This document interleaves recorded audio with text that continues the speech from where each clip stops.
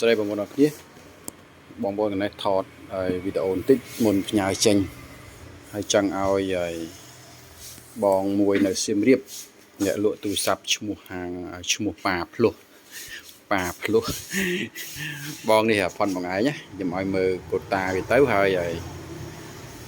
យ quick តែឲ្យបងមើលទៅបងថ្នេរអញ្ចឹងណាបងខ្ញុំឲ្យមើល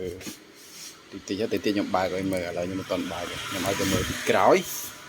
បងនេះ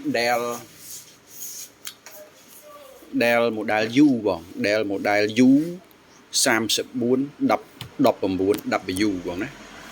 ឆ្នាំ2019ឆ្នាំមកទីខ្ញុំថតសេរីលហើយបងថតសេរីលនៅខាងមុខអានេះមើលច្បាស់ជើងមកនៅថ្មីរឿងទូហើយនឹងថ្មីទាំងអស់ចោះឲ្យស្អាតឆេញចឹងខ្ញុំ quick តេស្តឲ្យបងបន្តិចមុនខ្ញុំរៀបចំផ្ញើឲ្យបងហើយថ្ងៃនេះមានហើយ1 2នាក់3នាក់ដែរគាត់មកតេស្តនៅកន្លែងដោយឡែកប៉ាភ្លោះនៅសៀមរាបចឹងត្រូវធ្វើ quick តេស្តគាត់មើលអូខេបងនេះខ្ញុំបើកស្រាប់ហើយ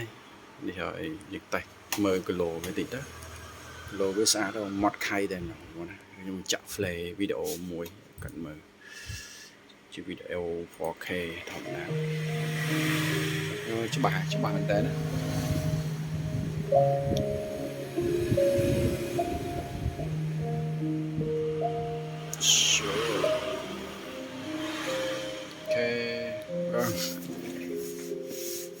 នេះខ្ញុំចង់ឲ្យគាត់មើលសេរីលផងគាត់តិច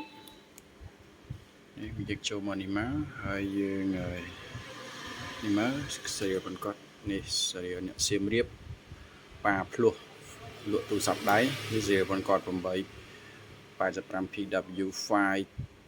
T2 ហើយនឹងជា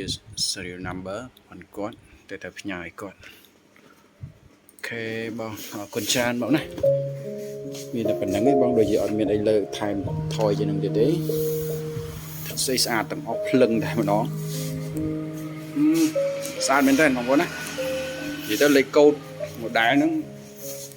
វគ្គហ្នឹងគឺស្អាតហ្មងបងប្អូនភ្លឹងទាំងអស់ហ្មងភ្ញៀវមកក៏គាត់ថាស្អាតដែរបងប្អូន